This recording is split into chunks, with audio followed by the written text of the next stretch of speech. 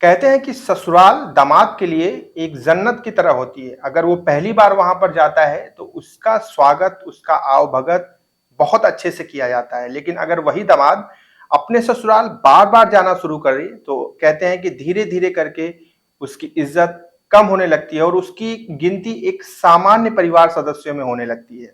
अगर आपका आपके ससुराल वालों के साथ कोई विवाद चल रहा है, लड़ाई झगड़ा चल रहा है, तो आज की ये घटना, आज की जो कहानी है, इसे आप मत सुनिएगा, क्योंकि इसको सुनने के बाद आप अपने ससुराल जाने से पहले बल्कि एक-एक हज़ार बार आपको सोचने पर आप मजबूर हो जाएँगे। क्योंकि आज की ये घटना ही बड़ी अजीब है, जो मन में बहुत सारे प्रश्न खड़ी कर देगी। चलिए शुरुआत करते हैं।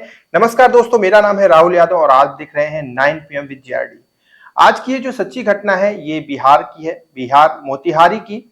और मैं इसमें नाम और जगह ये सारी चीजें परिवर्तित कर दिया हूं, क्योंकि अगर वास्तव में अगर उनके परिवार और उनका नाम जागृत किया जाए तो कहीं ना कहीं उनके अस्मिता पर प्रभाव पड़ेगा। चलिए शुरुआत करते हैं। एक रमेश नाम का शख्स, जिसकी शादी आज से तकरीबन 3 साल पहले हुई थी। आरती और रमेश की शादी होती है। दोनों अच्छे से रहना शुरू कर देते हैं। ये जो शादी थी, ये लव मैरिज नहीं थी, ये एक अरेंज मैरिज थी। यानी कि लड़की को देखा गया, पसंद किया गया और रमेश ने भी आरती को पसंद किया, आरती ने भी रमेश को पसंद किया और ये शादी हो गई। लेकिन शादी तो हुई और स्टार्टिंग में सारी चीजें अच्छी चल रही थी। कुछ वक्त बाद इन दोनों दाम्पत्य के जीवन में भूचाल आना शुरू हो गया, क्योंकि ये आपस में कई सारे मामलों को लेकर एक दूसरे से लड़ने लगे। और वो मामला कुछ और नहीं था, सिर्फ इतना था कि आरती को कहीं ना कहीं ये लगने लगा कि रमेश उसके अलावा भी किसी और से बात करता है। और रमेश इस बात से बहुत ज्यादा चिढ़ जाता था। जब उसकी थोड़ी सी भी बात होती थी, आरती अगर ये चीज बोल देती थी कि हमको पता है कि बाहर तुम क्या करते हो, तुम्हारा किसी के साथ कुछ चल रहा है वगैरह वगैरह, तो इस बात पे रमेश बहुत चिढ़ जाता था और चिढ़कर वो भी आवेश में आकर बोल देता था कि तुम्हारा भी हम जानते हैं, तुम भी मायके जाती हो, एक एक महीने वहां पर रह जाती हो, तुम्हें हमारी याद नहीं आती है, तो कहीं ना कहीं तुम भी जो है एक गलत रास्ते पर ही हो, इसलिए मुझे ज्ञान मत दो। अब अगर पति पत्नी दोनों एक दूसरे पर इल्जाम लगाएं तो जाहिर सी बात है कि फिर तनाव आना तय बात है। और यही चीज यहां पर भी हो रही थी। दोनों के रिश्तों में दिन प्रतिदिन तनाव आ रहे थे। आरती को जब भी मौका मिलता था तो वो ताने स्वरूप रमेश को कुछ न कुछ ताने दे देती थी, और उसके विपरीत और उसके प्रति उत्तर में रमेश भी उसे उसके मायके का हवाला देकर कुछ न कुछ ताने दे देता था। अब इनका प्रक्रम तो आगे बढ़ने लगा, इनके बीच में दूरियां भी बढ़ने लगी और कभी इन दोनों ने ये नहीं चाहा कि आपस में मिलकर इस जो गलतफहमी है या फिर सही चीज है, इसका कुछ न कुछ निष्कर्ष निकालकर आगे बढ़ा जाए। इन्होंने कभी ये चीज नहीं सोची और ये बढ़ते चले गए। एक दिन ऐसा हुआ कि विवाद हद से ज्यादा बढ़ गया इनके बीच में। लड़ाई लड़ाई में ये पता नहीं कहां तक अपनी बातें लेकर पहुंच गए, जिसके बाद आरती तुरंत अपना बैग पैक करती है। बैग पैक करने के बाद अभी तक इनको कोई संतान नहीं हुई थी, क्योंकि सिर्फ 3 साल शादी को हुए थे और ये जो है आपस में एक म्यूचुअल अंडरस्टैंडिंग रखते थे कि हमें कम से कम 3 साल बाद, 3.5 साल बाद, 4 साल बाद बच्चे जो है हम पैदा करेंगे। इसलिए इनकी कोई संतान नहीं थी। और रही बात परिवार की, तो रमेश, रमेश की पत्नी आरती और रमेश की माँ, बस इन्हीं 3 लोगों का परिवार था। रमेश के पिता बहुत पहले गुजर गए थे। रमेश के परिवार में और कोई नहीं था, यही 3 लोग रहते थे। और रमेश बाहर जो है एक प्राइवेट कंपनी में, मोतिहारी में एक प्राइवेट कंपनी में एक बेसिक सैलरी पे काम करता था और उसी पैसे से उसका घर का खर्चा वर्चा चलता था। अब हुआ कुछ यूं कि आरती जो है गुस्सा होकर अपना बैग पैक करके चली जाती है अपने मायके। रमेश शुरुआत में तो उसे कुछ नहीं बोलता, कहता है जाओ, कितने दिन रहोगी वहां पर। लेकिन जब महीनों बीत जाते हैं तो रमेश उसे फोन करने लगता है, बोलता है कि अब घर चली जाओ, इतना रहना उचित नहीं है। आरती साफ मना कर देती है, बोलती है मैं नहीं आऊंगी, तुम्हें जो करना है कर लो। इसके बाद रमेश अपने ससुराल जाता है। वहां पर जाने के बाद उसका विवाद उसके ससुराल वालों से भी हो जाता है, क्योंकि वहां पर जितने भी लोग थे वो सब आरती के समर्थन में थे और उन्हें ये लगता था कि गलती सिर्फ और सिर्फ रमेश की है, आरती की नहीं है। रमेश काफी कोशिश करता है लेकिन आरती उसके साथ वापस नहीं आती है। रमेश 10-15 दिन बाद फिर ससुराल जाता है, फिर यही चीज होती है, फिर वो वापस आ जाता है। अब ये एक सिलसिला सा बन चुका था, क्योंकि हफ्ते में 2-3 दिन तो रमेश जरूर अपने ससुराल जाता था और जाता था, ससुराल वालों से लड़ाई झगड़ा करता था, इसको उल्टा पुल्टा बोलता था, चार बातें सुनता था, सुनाता था और वापस अपने घर चला आता था।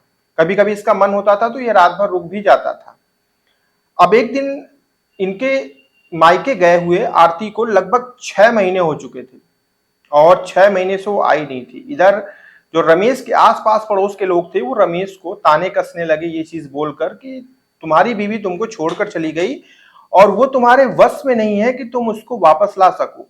ये सुनकर रमेश को बहुत तीखा लगा।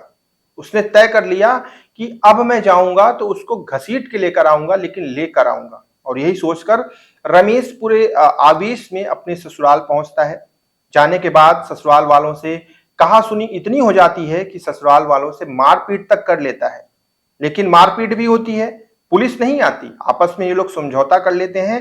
रात भर वहां पे जो है रमेश रुकता है।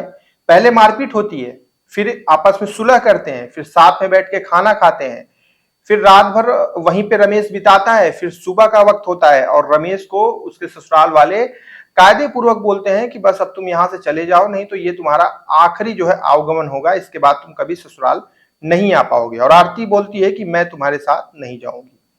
ये आखिरी बार था, क्योंकि अब रमेश समझ गया था कि आरती अब उसके वश में नहीं है और वो नहीं आएगी अपने ससुराल।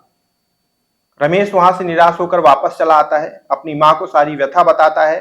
कहता है कि माँ अब कोई चारा नहीं है, अब उसको छोड़ दो उसके जहां पर अवस्था में है, जिस अवस्था में है। अगर उसको आना होगा तो वो स्वतः आएगी, अन्यथा रहने दो, कुछ समय बाद सोचा जाएगा। इसके बाद रमेश जो है अपने दिनचर्या में लग जाता है, अपने प्राइवेट जॉब में जो वो कर रहा था उसमें वो करने लगता है। लेकिन उसे कुछ आभास होता है कि उसे डेली दर्द होता है उसके पेट में। छोटा छोटा हल्का हल्का दर्द होता है, मीठा मीठा पहले होता है, इसके बाद वो दर्द बढ़ने लगता है। तो इसके बाद वो डॉक्टर के पास जाता है, डॉक्टर नॉर्मल पेन किलर उसको दे देते हैं, उसको लेके आता है, खा पी के आराम से सो जाता है। लेकिन ये जो दर्द का सिलसिला है ना, ये रुकता नहीं है। जैसे ही पेन किलर का असर खत्म होता है वैसे दर्द दोबारा उभर जाता है। अब रमेश को समझ में नहीं आ रहा था कि उसके साथ हो क्या रहा है और ये अजीब सा दर्द उसको क्यों होता है। उसे एक चुभन सी महसूस होती थी उस दर्द में। अपनी माँ से वो बात बताता है तो उसकी माँ कहती है कि लापरवाही मत करो, जाके डॉक्टर को दिखा लो। तो ये सोच के रमेश डॉक्टर के पास जाता है। डॉक्टर उसका पेट वगैरह हाथ से चेक करता है। डॉक्टर को भी समझ में नहीं आता तो डॉक्टर बोलता है कि एक काम करो, तुम होल एब्डोमेन का एक अल्ट्रासाउंड करवा लो, यानी कि पेट का पूरा अल्ट्रासाउंड करवा लो, जिसमें छोटी आंत, बड़ी आंत, किडनी, सारी चीजें आ जाएंगी, लीवर, सब कुछ आ जाएगा, सारी चीज पता चल जाएगी। तो फिर रमेश जाता है और अल्ट्रासाउंड कराता है और वहां पर सारी कहानी बदल जाती है। क्योंकि अल्ट्रासाउंड में जो चीज निकल कर आती है उसे देखकर हर किसी की आंखें भौचक्का रह जाती हैं। उस अल्ट्रासाउंड में जो रिपोर्ट निकल कर आती है साफ दिखाई देता है कि रमेश के शरीर में एक ग्लास होती है, एक छोटी वाली ग्लास। अब ये प्रश्न उठता है कि वो ग्लास उसके पेट में गई कैसे, क्योंकि मुंह के माध्यम से तो वो खा नहीं सकता था।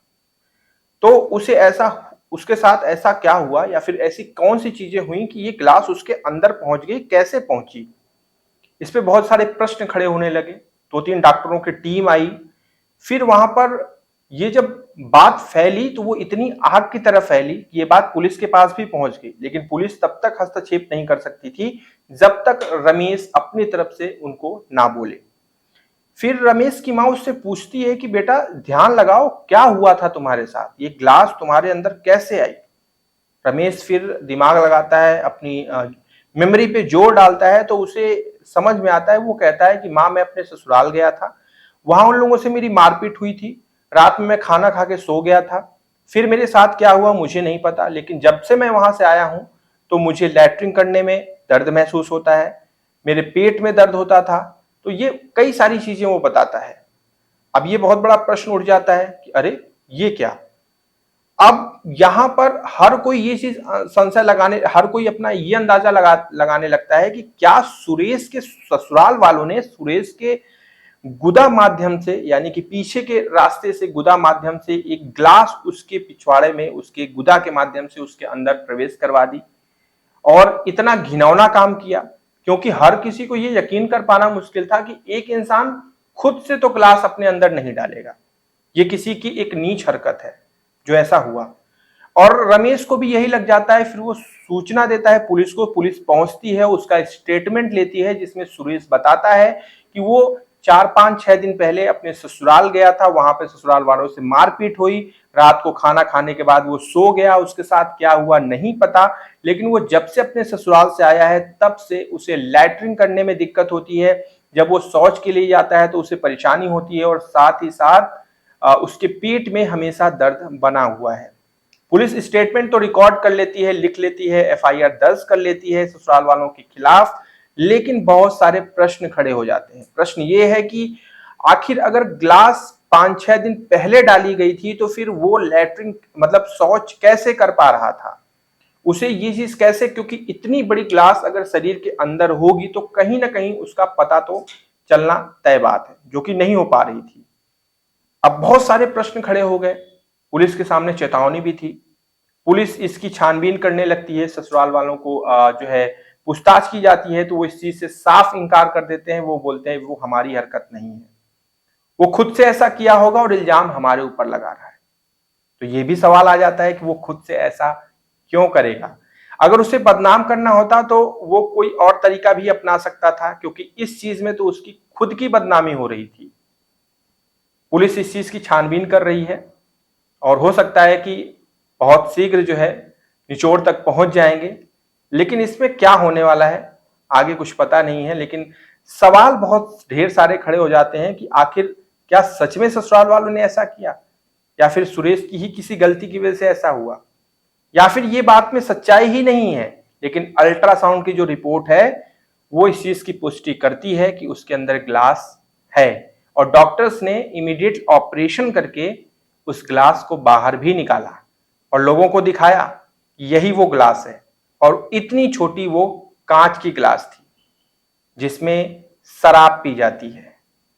अब थोड़ा आप लोग भी दिमाग लगाइए और कमेंट में बताइए, अपने विचार बताइए। कल हम फिर से मिलेंगे एक नई कहानी, एक नई घटना के साथ। तब तक आप अपना ध्यान रखें। जय हिंद।